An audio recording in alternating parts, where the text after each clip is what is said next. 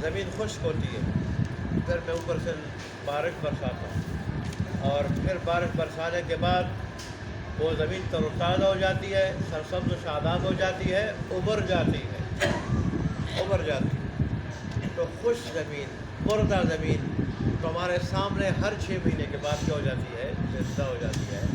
ایسے ہی اللہ تبارک و تعالیٰ مردوں کو زندہ کرے گا۔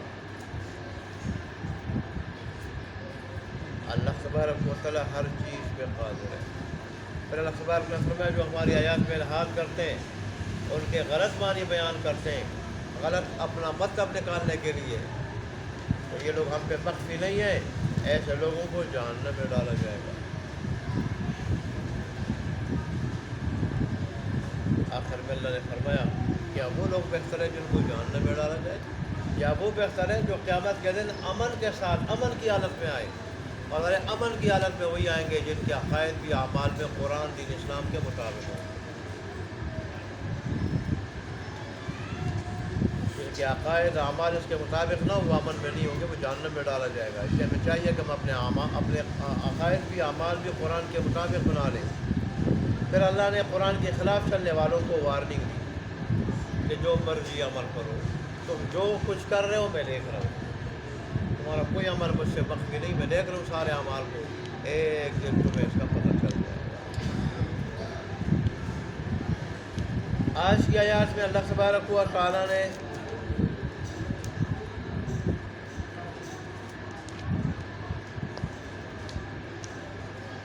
قرآن مجید کا انکار کرنے والوں کا شکوہ بیان کیا،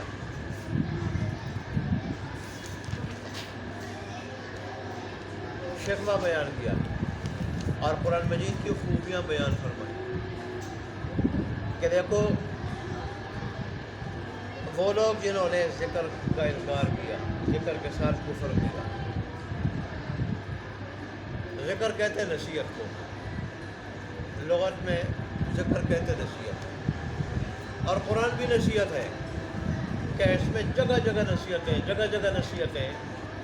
اس لیے یہاں قرآن میں جب ذکر کہا جاتا ہے تو اس سے مراد کیا ہوتا ہے؟ اسے قرآن مجید کہ اس میں بھی نصیحتیں کی گئی ہیں بار بار بار بار۔ تو اللہ فرماتے ہیں کہ جب ذکر یعنی قرآن آیا،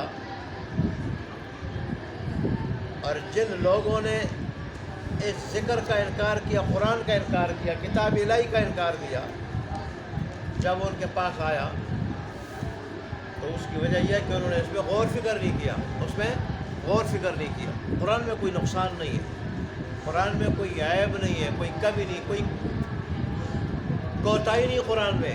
یہ ان کی اپنی کوتاہی ہے، اپنی کمی نقصان ہے۔ قرآن تو خوبیوں سے بھرا ہوا کتاب، بھری ہوئی کتاب ہے، ان کا اپنا نقصان ہے، انہوں نے غور فکر نہیں کی، سنتے نہیں قرآن کو سنیں تو پھر سمجھ آئے، ان کو سنتے نہیں۔ اس لیے نے فرمایا کہ بے شک قرآن البتہ عزت والی کتاب ہے، عزت والی، بارے ترجمہ کیا محفوظ کتاب ہے، اس میں کسی قسم کی کوئی غلطی خلاف واقعہ بات نہیں ہے۔ آگے اللہ تبارک و تعالیٰ نے مزید قرآن کی خوبی بیان کرتے ہوئے فرمایا کہ قرآن میں باطل، غلط بات داخل، جھوٹی بات، غلط بات، من گڑت بات، خلاف واقعہ بات داخل نہیں ہو سکتی کسی جہت سے بھی، اگرچہ قرآن میں آگے پیچھے کا ذکر ہے، لیکن مفسرین کہتے ہیں اس سے مراد کیا ہے؟ ساری جہتیں، کسی جہت سے بھی کوئی غلط بات داخل نہیں ہو سکتی، کیونکہ جس کی طرف سے آیا ہے وہ بھی کیا ہے؟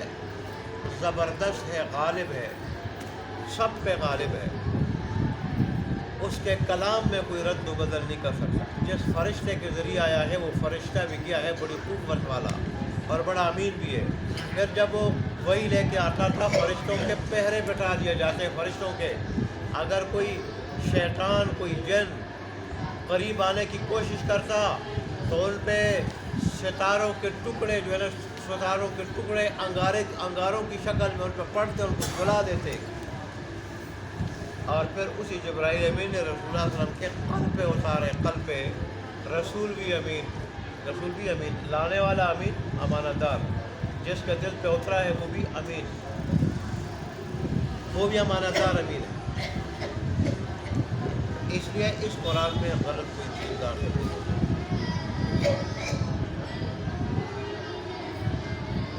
اس کا یہ مطلب یہ ہے کہ اس سے جو پہلے کتابیں آئی تھیں ان کے بارے میں جو باتیں کہی ہیں وہ غلط نہیں ہیں.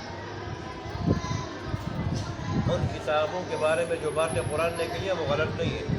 جیسے قرآن نے بتایا ایسے ان میں موجود ہے، اور جیسے وہ باتیں ان میں موجود ہے ایسے قرآن نے کہی.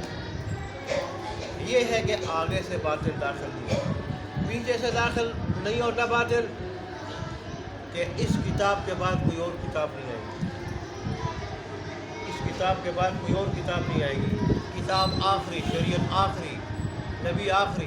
اس لیے تو اللہ نے فرمایا فَبِأَيِّ حَدِيثٍ بَعْدَهُ يُؤْمِنُونَ. اگر اس بات قرآن پہ ایمان نہیں لاتے تو اس کے بعد کون سی بات پہ، کس چیز پہ ایمان لائیں گے؟ اس کے بعد تو کوئی اور کتاب نہیں آئے گی. رب کی طرف سے کوئی اور شریعت کتاب نازل نہیں ہوگی، اس پہ ایمان نہیں لائیں گے، کس چیز پہ لائیں گے؟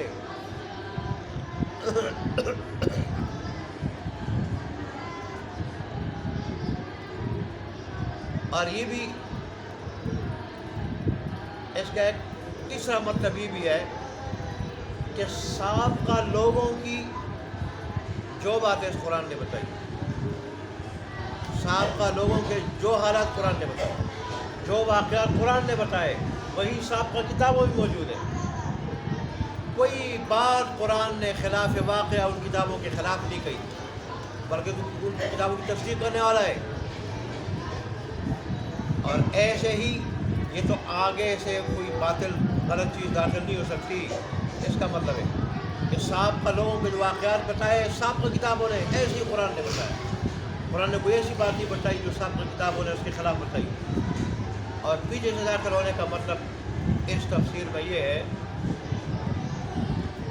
کہ قیامت تک آنے والی، بعد میں آنے والی قیامت تک آنے والی جو پیشن گوئیاں قرآن نے بتائی ہیں، جو واقعات حالات قرآن نے بتائے ہیں، وہ وہی ہیں جو سابقہ کتابوں میں آئے ہیں. سابقہ کتابوں میں سے کسی ایک کتاب نے اس کی ایک بات کے خلاف کوئی بات نہیں کہی. یہ دو تین تفسیر ہے. پھر اللہ نے فرمایا یہ نازل کی ہوئی ہے حکمت والی ذات کی طرف سے، اس کے ہر کام میں حکمت ہے، حکمت بالغہ کے طور پہ اللہ نے یہ کتاب اتاری ہے. اس کے ہر حکم میں حکمت ہے، مصلحت ہے، فائدہ ہے انسان کا، دنیا آخرت دونوں کا. اللہ نے اس کے مزاج کو دیکھ کے، طاقت کو دیکھ کے، اس کے حالات کو دیکھ کے، ضروریات کو دیکھ کے، ان سب کے مطابق اللہ تبارک و تعالیٰ نے کتاب اتاری.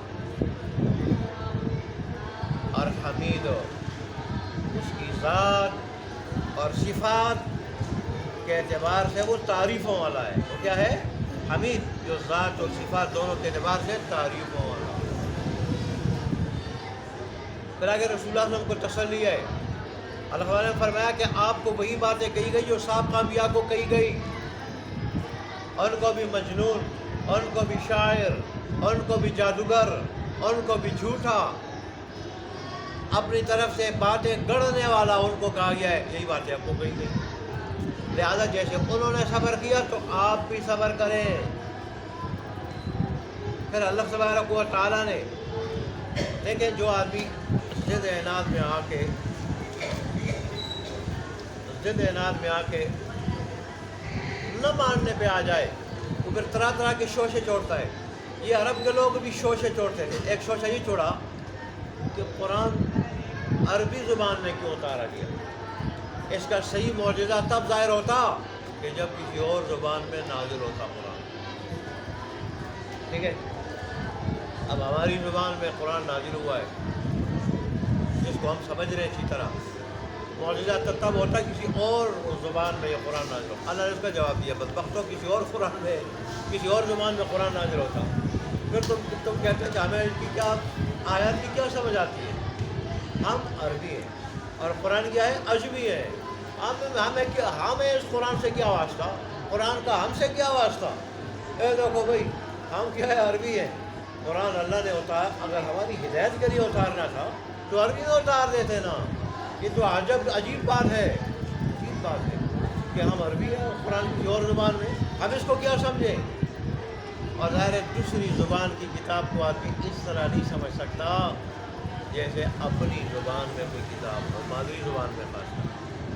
اور پھر ظاہر ہے رسول بھی انہیں کا عربی، تو رسول عربی اور قرآن غیر عربی میں ہوتا، تو رسول پھر جیسے عربی میں قرآن ہو اور وہ اس کو لوگوں کو سمجھانے کا حق ادا کر سکے، وہ سمجھا سکے، ایسی دوسری زبان میں قرآن ہوتا تو نبی صلی اللہ علیہ وسلم نہ سمجھا سکتا. اے اللہ نے فرمایا یہ حجت بھی میں نے تام کر دی کہ کل یہ اعتراض نہ کر دے کہ قرآن کیا ہے عجمی غیر عربی زبان میں اور ہم عربی ہیں، ہمیں کیا سمجھ ہے اس کی، ہمیں اس سے کیا ہے سمجھ ہی نہیں آتی. لو ہم نے عربی زبان میں نازل کی، حجت بھی تمام کر دی. پھر اللہ نے فرمایا کہ یہ قرآن ایمان والوں کے لیے ہدایت ہے اور شفا ہے. کیا مطلب؟ تو اس کو غور سے سنیں، پھر غور فکر کریں، قبولیت کی نیت سے، قبولیت کی نیت سے سنیں، اور جو حق کا متلاشی ہو وہ اس نیت سے سنیں کہ اگر یہ حق ہے تو ہمیں سمجھ میں آ جائے گا کہ یہ حق ہے، ہم قبول کر لیں گے. ان کو قرآن کی حقانیت نظر آ جاتی ہے، وہ قبول کر لیتے ہیں اور وہ ہدایت پا جاتے ہیں اور ان کو قرآن سے پھر شفا مل جاتی ہے. جو لوگ اس پہ ایمان نہیں لاتے ہیں تو ان کے کانوں میں کیا ہے، ڈانٹ ہے، بوجھ ہے، اور قرآن ان کے لیے کیا ہے، اندھا پن بنا ہوا، اندھے پن کا سبب بنا ہوا. ادارے وہ غور فکر سے سنتے نہیں، غور سے سنتے نہیں، اور اس پہ غور فکر کرتے نہیں ہیں، سننے کے لیے تیار نہیں ہے. یہ تو ایسا ہے جیسے کسی کو دور کی جگہ سے پکارا جائے، اب آواز تو سنے، سمجھ نہ آئے، سمجھ اس کو نہ آئے مجھے کیا کہا جا رہا ہے، یہ مثالیں قرآن کو قریب آ کے غور سے سنتے نہیں کہ قرآن کیا کہتے ہیں، قرآن کی دعوت کیا ہے، قرآن کا پروگرام کیا ہے، تو پھر قرآن کو سمجھ کیا آئے، قرآن کی حقانیت کو کیا سمجھ آئے، قرآن کی فصاحت، بلاغت اور خوبی ان کو کیا سمجھ میں آئے. اس لیے معلوم ہے پھر اللہ نے جو یہ فرمایا کہ سابقہ انبیاء کو بھی یہ باتیں کہی گئی اور انہوں نے برداشت کی، آپ بھی برداشت کرو. پھر اللہ نے اس کی ایک مثال بھی دی موسیٰ علیہ السلام کے ساتھ. دیکھو موسیٰ علیہ السلام کو ہم نے تورات کتاب دی، اپنی جگہ وہ عظیم الشان کتاب تھی، اس میں بھی ہدایت تھی، ماننے والوں کے لیے رحمت تھی، لیکن اس میں بھی اختلاف کیا گیا، کسی نے مانا کسی نے مانا نہیں. انہوں نے نہیں مانا فرعونیوں کی طرح، انہوں نے کہا جادو ہے. کیا ہے؟ جادو ہے. اللہ فرماتے ہیں کہ یہ جو مکہ کے لوگ عذاب مانگتے نا، عذاب میں عذاب کو نہیں بھیجتا ہوں، میری طرف سے پہلے ایک بات طے ہو چکی ہے پہلے، کیا کہ عذاب کے لیے وقت مقرر ہے، عذاب کے لیے اس سے پہلے میں عذاب نہیں بھیجتا. جیسے موت کے لیے وقت مقرر ہے، عذاب کے لیے وقت کیا ہے، مقرر ہے. لہٰذا وہ وقت جب آ جاتا ہے پھر عذاب کیا جا سکتا ہے. لیکن اس سے پہلے یہ بات میں نے پہلے سے طے کیا کہ میں مہلت دیتا رہوں گا، جلدی پکڑوں گا نہیں. اگر یہ بات نہ ہوتی تو کب کا ان کا فیصلہ ہو جاتا ہے، ان کا کام تمام ہو جاتا. اس لیے ہر چیز کے لیے اللہ کی طرف سے رب وقت مقرر ہوتا ہے. بعض وقت کوئی انسان کوئی چیز مانگ رہا ہوتا ہے، وہ ملتی نہیں، اور یہ بڑا پریشان ہوتا ہے، بڑا ناراض ہوتا ہے، اللہ سے چیز ملتی کیوں نہیں، دعائیں کر رہا ہوں. تو رب کی طرف سے ہر چیز کے لیے وقت مقرر ہے، وقت مقرر پہ وہ چیز ملتی ہے. کہتے ہیں کہ یہ اس قرآن سے یا عذاب کے فیصلے سے ایسے شک میں پڑے ہوئے ہیں کہ شک انہیں تردد میں ڈال رہا ہے. پھر اللہ نے صاف بات بتائی، کوئی نیکی کرتا ہے اس کا فائدہ اسی کو ہے، اور کوئی برائی کرتا ہے تو اس کا وبال کسی پہ ہے. اللہ کو نہ کسی کی نیکی سے کوئی فائدہ ملتا ہے، نہ کسی کی برائی سے کوئی نقصان پہنچتا ہے. اور اللہ تبارک و تعالیٰ کسی کے اوپر اپنے بندوں کے اوپر ذرہ برابر بھی ظلم کرنے والا نہیں ہے. اللہ میں عمل کی توفیق عطا فرمائے. ایک ترجمہ جی.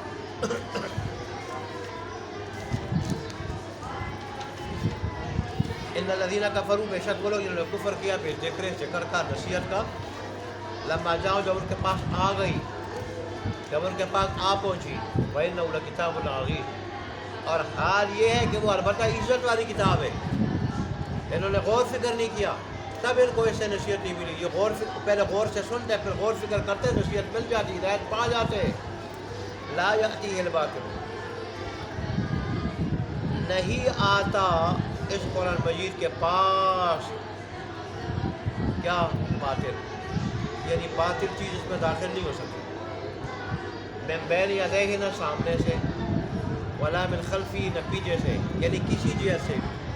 تنزیل من حکیم حمید، یہ اتاری ہوئی ہے، قرآن مجید اتارا ہوا ہے من حکیم حمید، حکمت والے اور ذات اور صفات کے اعتبار سے تعریف والے رب کی طرف سے، ذات کی طرف سے۔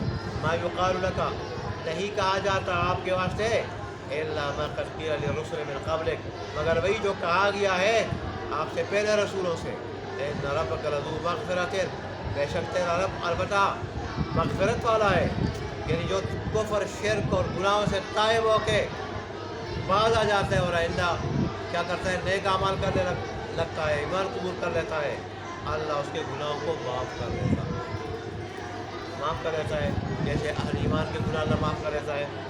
وَذُو عِقَابٍ علیم، اور وہ دردناک سزا والا بھی ہے، جو ضد میں آ کے کفر شرک سے گناہوں سے باز نہیں آتا، پھر اللہ دردناک سزا بھی دیتا ہے۔ وَلَوْ جَعَلْنَاهُ قُرْآنًا أَعْجَمِيًّا، اور اگر بنا دے ہم اس کو قرآن عجمی زبان کا، قرآن عجمی زبان، غیر عربی زبان کا، لقالوا، تو کہتے، تو البتہ یہ کہتے، لولا فصلت آیاتہ، کیوں نہیں اس کی آیات تفصیل سے بیان کی گئی، وضاحت سے بیان کی گئی، یعنی عربی میں کیوں نہیں اتاری گئی؟ اعجمی، کیا قرآن عربی، کیا قرآن عجمی زبان میں، کیا قرآن عجمی زبان میں، غیر عربی زبان میں؟ وہ عربی، اور نبی کیا ہے، وہ عربی زبان والا ہے، یا ہم جو قوم ہے وہ کیا ہے، عربی زبان والے ہیں۔ قل هو للذین آمنوا هدی وشفاء، آپ کہہ دیں کہ یہ ان لوگوں کے لیے جو ایمان لائے ہدایت ہے اور شفا ہے، والذین لا یؤمنون فی آذانہم وقر، اور وہ جو ایمان نہیں لاتے ان کے کانوں میں ڈاٹ ہے، بوجھ ہے، وہو علیہم اعمی، اور یہ ان کے لیے اندھے پن کا سبب ہے، لفظی معنی، اور یہ ان پر اندھا پن ہے۔ اولئک ینادون من مکان بعید، یہی لوگ ہیں جن کو دور کی جگہ سے پکارا جاتا ہے۔ وَلَقَدْ آتَيْنَا مُوسَىٰ الْكِتَابَ، اور البتہ تحقیق دی ہم نے موسیٰ علیہ السلام کو کتاب، فاختلف فیہ، بس میں اختلاف کیا گیا، وَلَوْلَا کَلِمَةٌ سَبَقَتْ مِن رَبِّكَ، اور اگر نہ ہوتی ایک بات جو پہلے ہو چکی تھی رب کی طرف سے، لَقُضِیَ بَيْنَهُمْ، اور البتہ فیصلہ کر دیا جاتا ہے ان کے درمیان، وَإِن لِلْكُمْ الْيَمِنَ، کر دیا جاتا ہے، مٹا دیا جاتا ہے سابقہ اقوام کی طرح، وَإِنَّهُمْ لَفِي شَكٍّ مِّنْهُ مُرِيبٍ، اور بے شک یہ البتہ شک میں پڑے ہوئے اس قرآن سے یا اس عذاب کے فیصلے سے، ایسے شک میں کہ مریب، وہ شک ان کو تردد میں ڈالنے والا ہے۔ مَنْ عَمِلَ صَالِحًا فَلِنَفْسِهِ، جو بھی نیک عمل کرے گا تو اپنے نفس کے واسطے، اپنے فائدے کے واسطے، وَمَنْ أَسَاءَ فَعَلَيْهَا، اور جو بلا عمل کرے گا تو اس کا وبال بھی اس پہ ہوگا۔ وَمَا رَبُّكَ بِظَلَّامٍ لِّلْعَبِيدِ، اور نہیں ہے تیرا رب ظلم کرنے والا اپنے بندوں پہ۔